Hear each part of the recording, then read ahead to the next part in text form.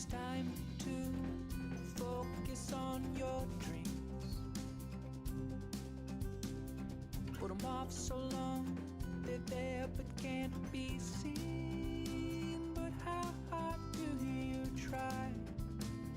You're lucky to be alive.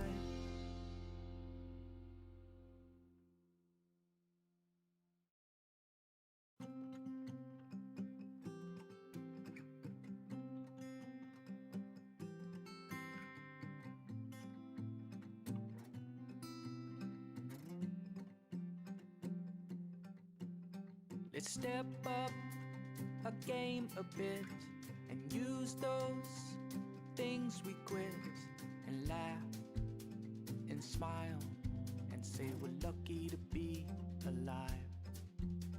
It's time to start to do those things. The goals you set, the ones you call your dreams. But how hard do you try? You're lucky to be alive.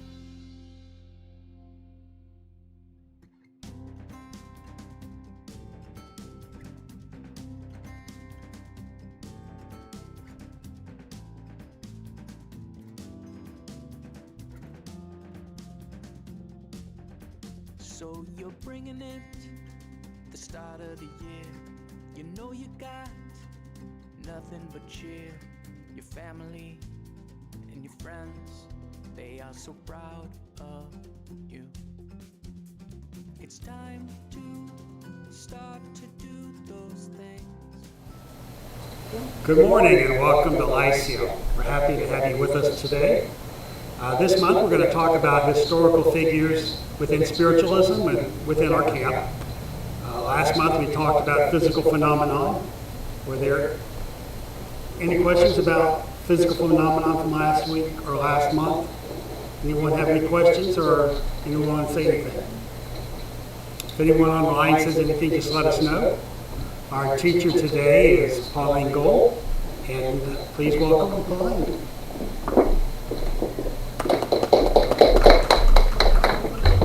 Good morning, everyone.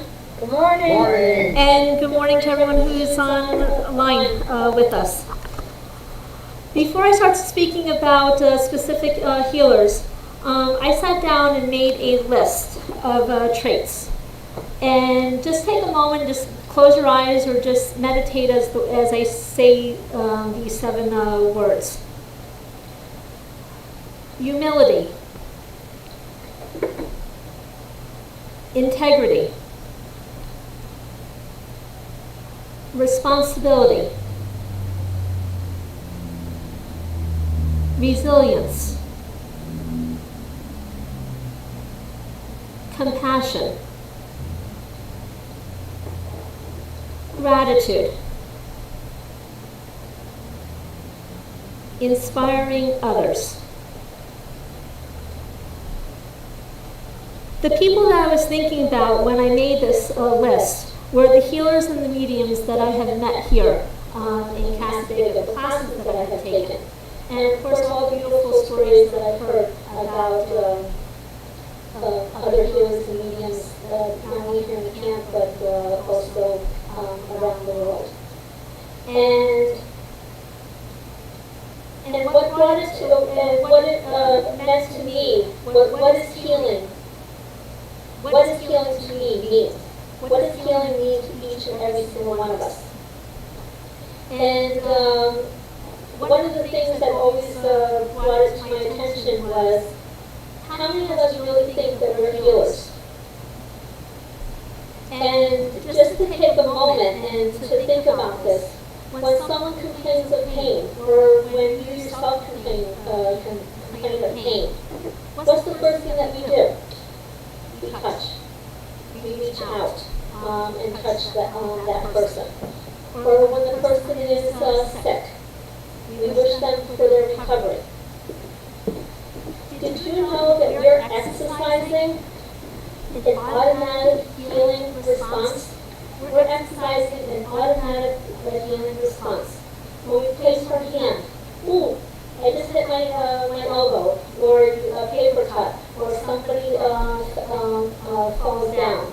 We're placing our hand on that part of that body in response to pain. And that, you're doing healing. You're doing healing. Healing is a term known to many of us. However, it means different things to different people.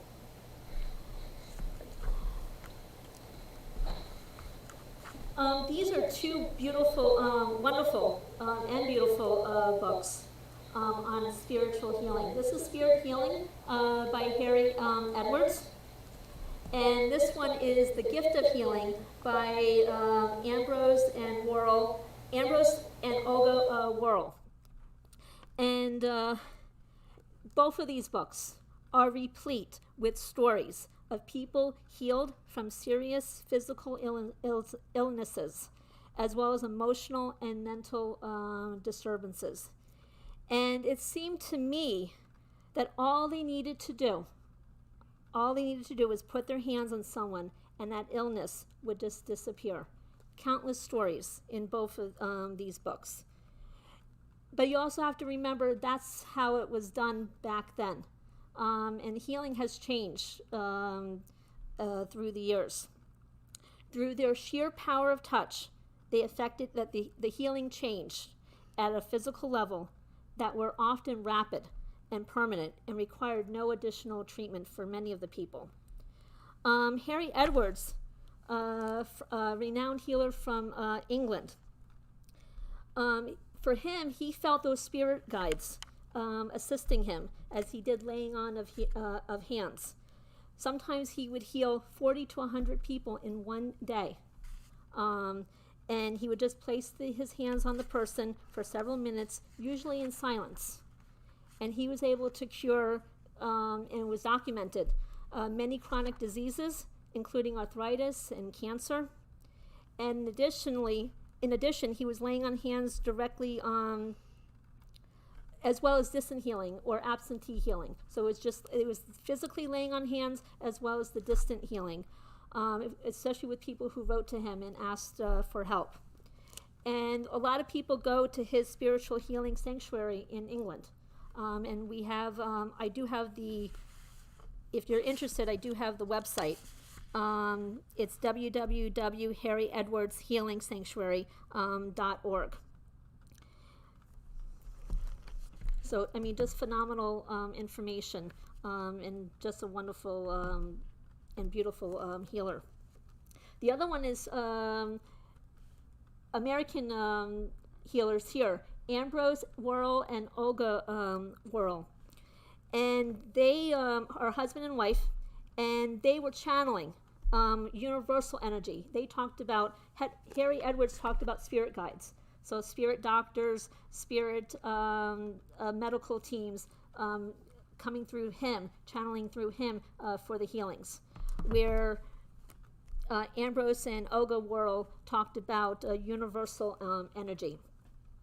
And prayer was an important part in their role in the healing work. So any time before they started a healing, there was a lot of prayer, and there was always, they did it at they had a specific time at night, and right before the 9 o'clock healing prayer time, and they've been doing that for 80 years, and their sanctuary continues to do that for 80 years. Their healing ministry. They would say a prayer, and then go through the healing meditation and the healing work. And often they would receive, for them, because of the channeling, they would often receive diagnosis or information that would be helpful to that person receiving healing. And I'll read you because in this book there's about, I think, 30 of the prayers that they have written down, and also on their webpage. They also have a webpage, www.thenewslifeclinic.com, and that's their healing ministry sanctuary. And there they even post the new prayer that they are working on for that day or for that evening. Dear Father, the light of thy Spirit is upon us. It surrounds us It casts no shadow. In its perfect light, only that which is pure and good can come into the consciousness, for we are one with thee. We are thankful for the privilege of being reflectors of thy light, for we know that along those reflected beams thy healing power flows, and those who are touched will receive and be blessed. And for those of thy children who are made whole at this time, we give our thanks. Amen. And I mean, just countless beautiful healing prayers before they actually did the healing. And this one, in this book specifically, also remarkable chronicles of their life experiences. It's, for me, it reminded me, it was a story of hope, a story of healing power and of spiritual love that they reflected in this in their life experiences. And to me, that's what healing is about, that love, that hope, that we bring, that we carry, that we are touched upon each and every day. And what I've learned about some of our camp healers, as well as mediums here, they faithfully served spirit, and they faithfully served the camp. Cassadaga is a wonderful, beautiful community of people who value their individualism and respect that of others, but they also share a common purpose and a way of life. All of them, every single one of us today, even the ones in our past, have had other lives, other careers, other religions before they came to spiritualism. And you can see how that reflected and touched them as they walk their truth and walk their walk. If you go 2 blocks or 1 block down, there's a park, and it's called the Reverend Harry Fogel Healing Park. And that park was once called the Healing Tree Park. And it wasn't until 1990 that it was renamed the Reverend Harry Fogel Healing Park to honor and recognize the medium and the healer. And he served spiritualism and here in Cassadaga Spiritualist Camp for many, many years. He was very active. He was on the board of trustees. He was a dedicated teacher. And often he had spoken about his guides. Just like Harry Edwards channeled spirit guides. Harry Fogel also talked a lot about his guides that worked with him, with mediumship as well as with healing. He was, and every person that I spoken to that spoke about him always said what a sweet man he was, that he was just very quiet, he was just very down to earth, and that he was just giving, always giving from the heart. If you go down to where Spirit Park is, and some of you might help me to remember, because we have the Caesar Foreman gazebo, but then we also have the May Graves Ward gazebo. That's in front of Colby Temple. And Maygrave Ward was also a well-known medium here in the camp. And in recognition of her service to spirit for more than 50 years, the Maygraves Ward gazebo was designated in her honor by the membership in 1986. And she was also a certified medium here, and a lecturer here. And she serves spirit and often a variety of different spiritual churches throughout the U.S. And she was also a strong member here in the camp. She was the vice president on the board of trustees here. It didn't say exactly how many years when I was looking into it, and not that many people remember, very all the details. The next person I would like to talk about is Gladys Reed, and she is known here for her abilities as a healer. And she was also a medium too. She was known as the nickname, the healer of the camp. And she was dedicated, especially with healing, as well as the fact that she, people who knew her, she walked her talk, and healing was everything for her. She arrived in Cassadaga in 1973, and something that I learned and didn't realize here for the camp, healing was not a visible part of the camp's activities and ministry back then. And she was the one that actually initiated the healing component that is now known in an integral part of our Sunday service. And she offered healing in the Caesar Foreman Healing Center. And that's the gazebo that is in front of Spirit Pond. Before, I guess, because now we do healing in the gazebo in front of Kobe Temple. And she offered that healing before worship service on Sundays. And what was remarkable, and when I read a little bit about her life in speaking to other people, Gladys was in her 40s when she began to attend Spiritualist church up there in Massachusetts. And in class one night, someone asked her, "What are you going to do?" And without even thinking, her response was, "I'm going to be a healer." And she has been healing as long as she has been a spiritualist. And it's from her love and from her heart that she gives. She always said that in healing, she always says that she's an instrument of God. And you'll hear many of us will say God, we'll say infinite spirit. There's a lot of different words that we describe the unseen healing force, the unseen energies. But healing, she always felt that, that it was evidence of God's love. And every single one, Harry Edwards, the Worrells, every single one that I've read and learned, and the healers here and the mediums here, it's all comes from God's love and the benevolence towards us.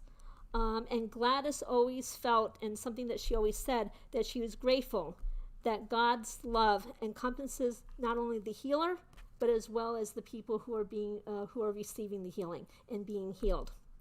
That it was that reciprocal energy, that exchange between healer and the person that's being healed, as well as us being the channel of that love and that light. And she always felt, because healing was such an integral part of her life, that she always felt that healing was more sacred than mediumship. And everyone has different opinions, but that was how she felt, and that's how she administered with her healing. And also a wonderful thing that she always did was she always maintained the healing gazebo. Every day, up until the time that she passed away, that I heard that she was always in that healing gazebo, always serving a spirit, and always just being in that energy. And if you ever have a chance, when we actually get to, when COVID is,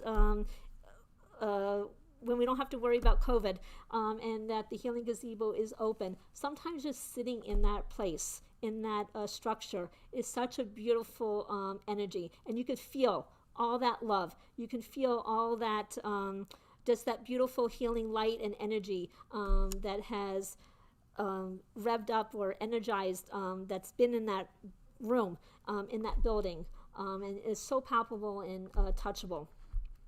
The next person that I would like to talk about is actually my first teacher here in the camp. It was Lorraine Peterson, and she was a healer, and my first teacher, and actually the first person that I met, her and Harry,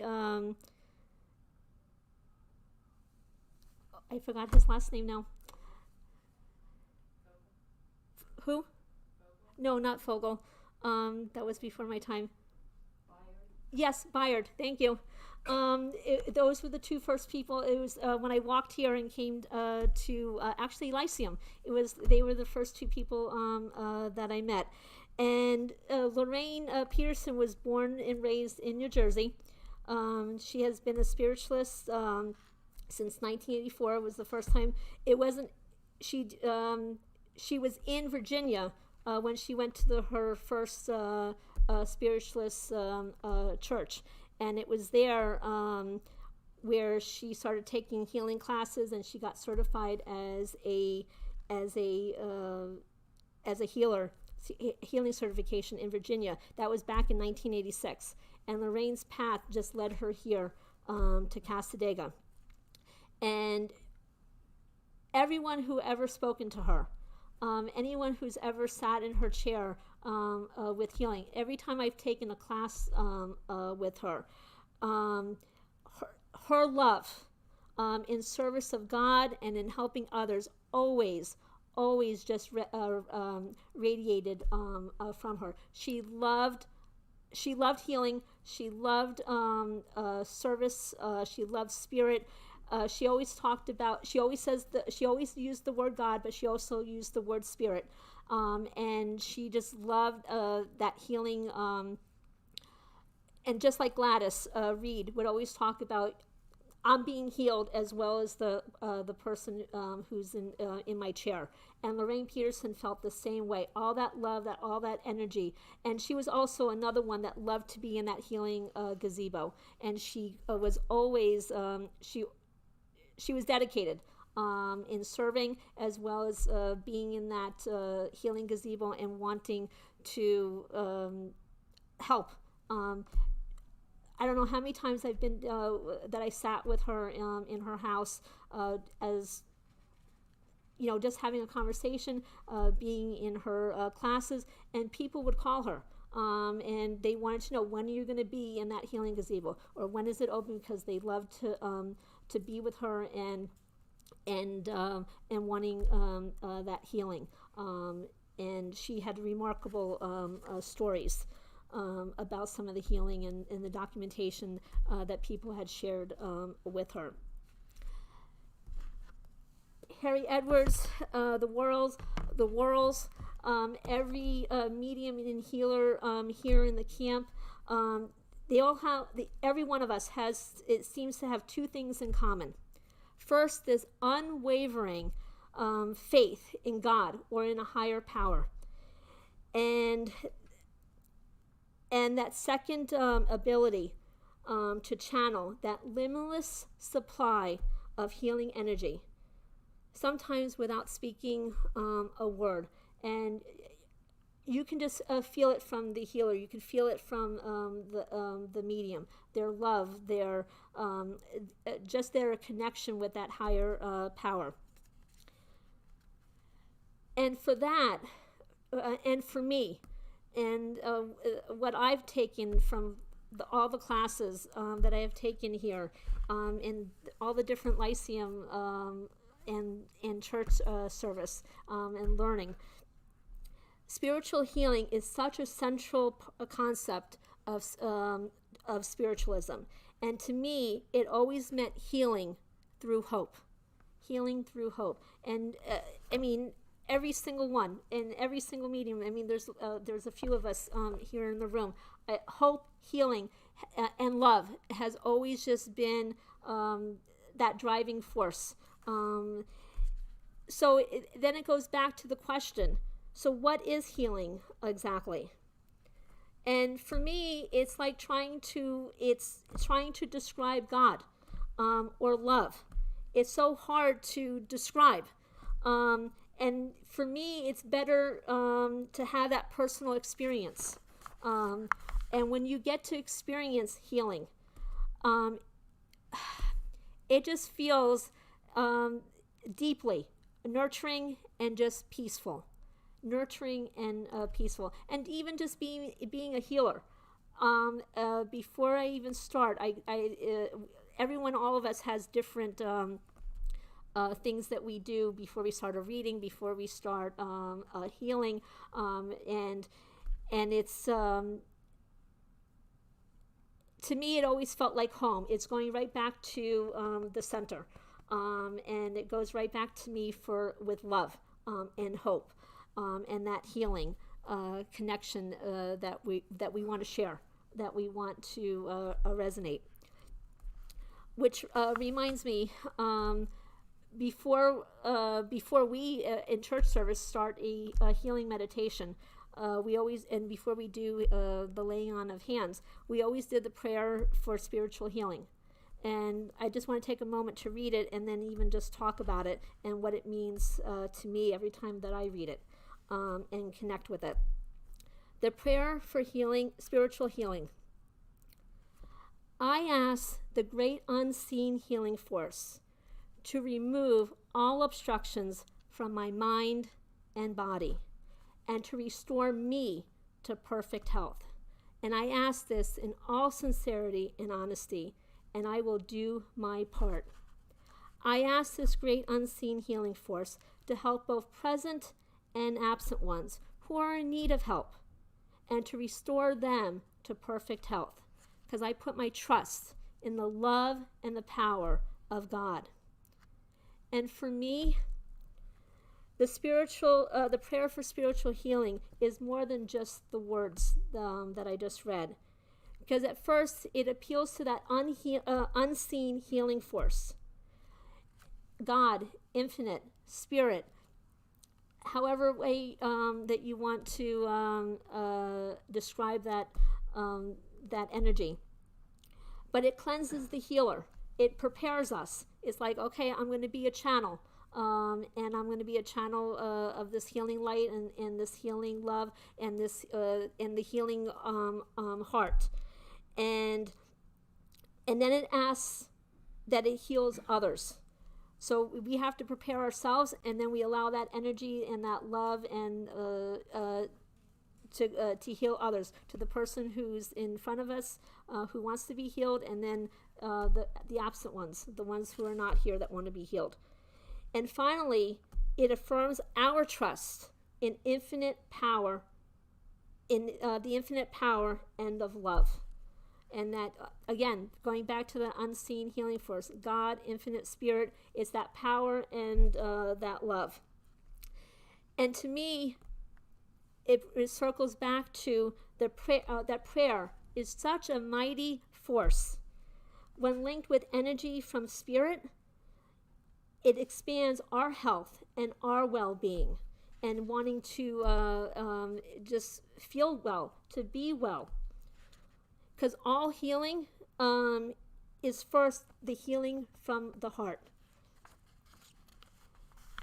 Which brings me back to spiritualism and our principles. Our ninth principle actually focuses on healing. Well, actually uses the word healing. We affirm that the precepts of prophecy and healing are divine attributes proven through mediumship. And thus we affirm that our beliefs in and acceptance of the truths and assertions that prophecy and healing are not just unique nor of recent occurrences alone, but they are universal, everlasting, and have been witnessed and observed in all ages of the world. So it's not just from now or that we just started talking about healing. It's been through all different religions. Some of the other principles that I believe connect with healing is our sixth principle, and our seventh principle, and our eighth principle. And I'll just read them just for remembrance. Our sixth principle: we believe that the highest morality is contained in the golden rule. Do unto others as you would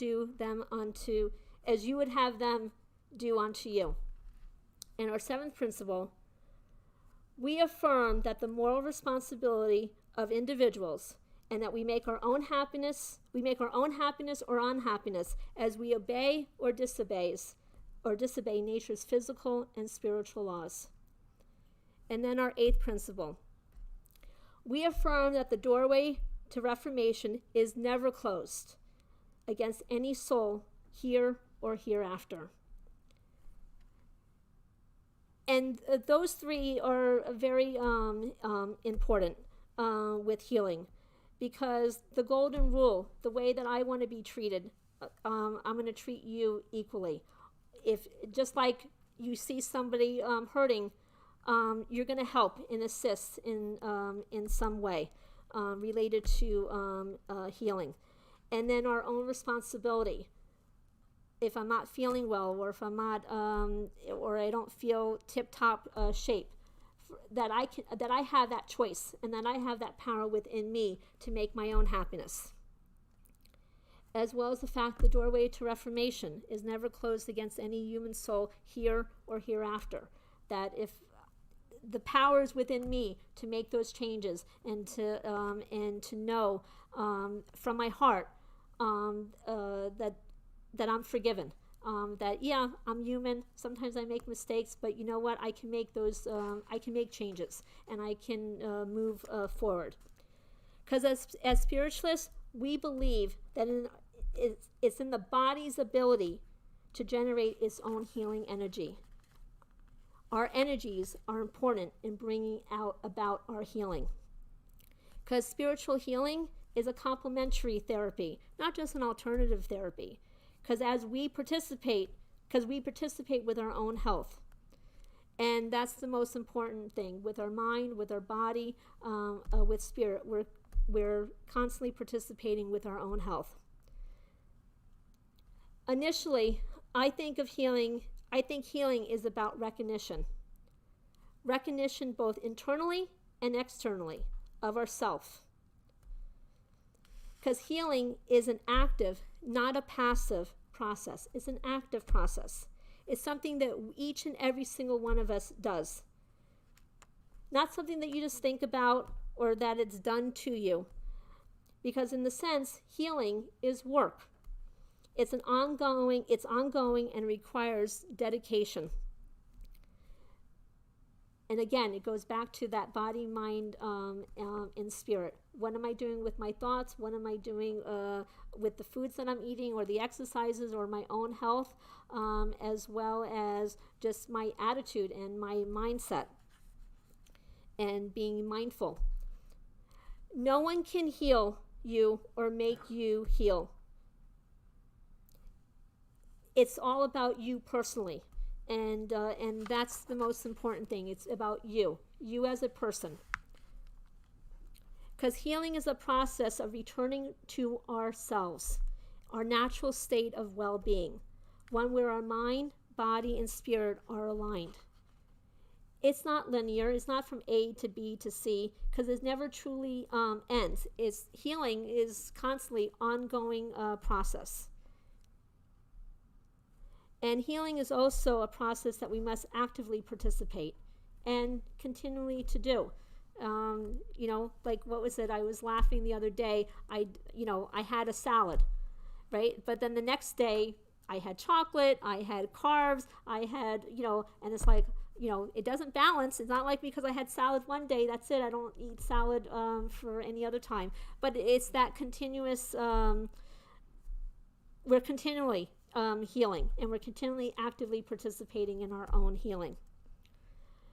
Spiritual healing in the past 25 years has evolved from that model in which healers could heal with that instantaneous power of their touch, to now where healers facilitate. And I think of all of the healers of today, as well as Lorraine Peterson and Gladys Reed and Harry Fogel, where it's about waking up the person's inner healer. It's about waking us up and saying, yes, we can do something. We can make changes for ourselves. And that shift in the awareness and the practice of spiritual healing can today be seen in almost all of the modalities of energy healing. Think about laying on of hands, Reiki, acupuncture, meditation, visualization. There's lots of different ways that people are now healing and taking their own participation to that level. Healers, I believe, see the body, mind, and spirit as one interdependent unit, and believe that all three must work in harmony. And that's the key, in harmony. And I think with everything with life, sometimes there's that little tug of war that we all do. And of course, scientists have been backing up and agree that the body does have the ability to heal itself, that the human body has a natural ability to heal. And I think if in all, with everything that I've learned here with spiritualism, everything I learned about mediumship and healing, the most important lesson that I have learned is that the center of healing, the center of anything in our lives is us. It starts with us, and it starts yourself. And I'll open it up for questions. Yes? If we sat here all day, we wouldn't be able to name all the healers. But I'd like to add a couple that just come to mind. You did a very good job. I enjoyed listening to you. But I think Gerda Slater should be recognized. She was one heck of a healer. And we're privileged to have her in the camp while she was with us. And Brothers Nick and Jean Surratt, so much in healing. They taught me so much about healing. They're the ones that first turned me on to Harry Edwards. And there's a story about that I'll tell you another time. But those three come to mind. And then Mary, Elizabeth Warren, Mary, Rossi. yeah, no, not Mary Rossi. No, starts with an S. Anyway, there's so many other ones. And just wanted to balance that. Yes, thank you for mentioning that. Any other questions? Yes? Is there a feeling that you get when you know you're being successful?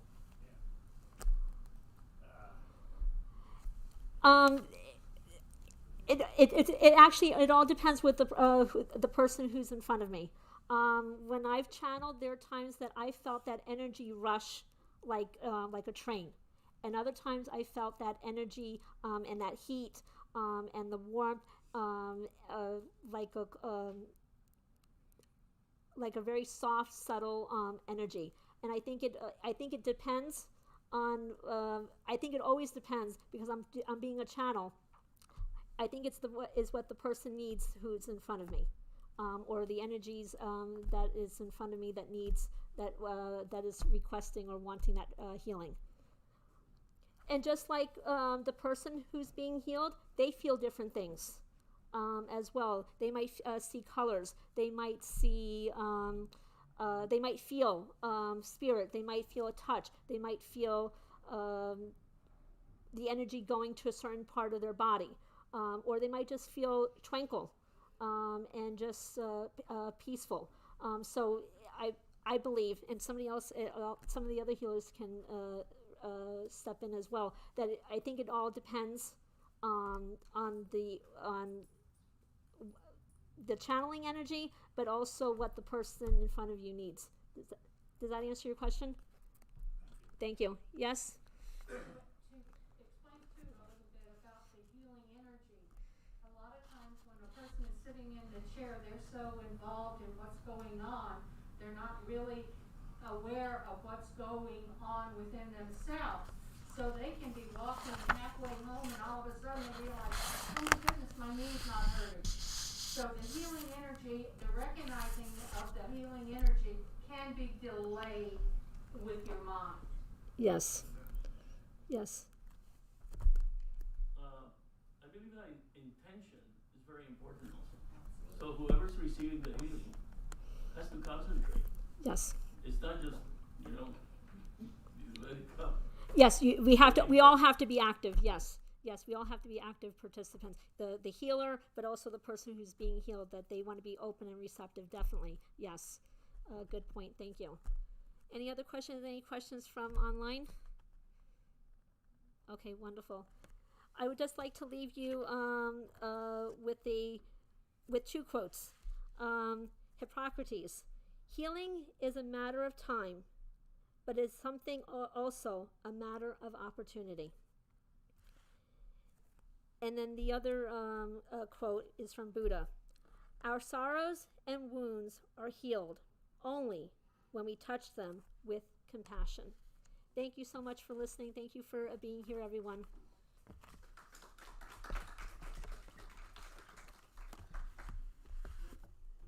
Thank you, Pauline. Pauline's a medium and a healer here at the camp. Thank you for being here today. Now, we have a few moments. Don, Reverend Don, why did you become a healer? What was it? You know, I don't know that there can be an answer to that. Okay. I look at the big picture and say I'm probably born to it. Okay. It just felt natural. How did I come to Cassadaga? Spirit led me, I guess. I had that my first message in Lilydale when I knew nothing about nothing. My girlfriend at the time took me there. I knew nothing. And at the outside, the temple outside, man gives me a message, and how could he know it? It's like he tore my heart open and read everything about me. So what do you do with that, right? You just store it back here. Then I end up here, and it's like, well, this is pretty neat. I think I'll take some classes. I'll probably never be a medium. I'll take the classes anyway. And Nick and Jean with me, and I can do this. Can I do it early on all the time? No. They put me up for message service. One day I'm good, one day I'm not. And Diane Davis said, I'll take them. But did you have that feeling? I'll take them. Did you have that feeling that you were a healer? No, I didn't. As a matter of fact, I thought I could do healing because there's nothing. You just have to stand there. But really, you got to work. Because to find out they're both the same, as she talked about. Early on, I was told either you're going to be a medium or a healer. I think we found out since then that Spirit's working the whole ball of wax for us. Yeah. Now, Reverend Judy, you're a healer. Yeah. What led you there? Well, I started off basically in the mediumship line, but as Don was saying, that as I developed my mediumship and the trust in spirit, I realized that that is the same path. Mediumship is healing, and healing is a form of mediumship. Right. So it goes down the same path. I never had that a lightning day of saying, oh my gosh, I'm a healer. No, I never had that. I always felt I was a medium, but I never had that real, the light switch going on. But I realized that it was the same path, basically some of the same energies. And once, as in mediumship, healing's the same way. Once you step out of the ego and let the universal energies take over, you realize this is what it is. Okay. Exactly. And I know Earl, put Earl on the spot just for a moment. He does a healing modality he doesn't like to talk about, but I know he does. Do you want to talk about it today or another time? Today or another time? Another time. All right. We'll get you on another time. All right, thanks. But it is interesting to listen to his story also. So our time is in. Thank y'all for being here today. Thank you for being online. And hopefully everyone will stay around for the 10:30 service. Thank you.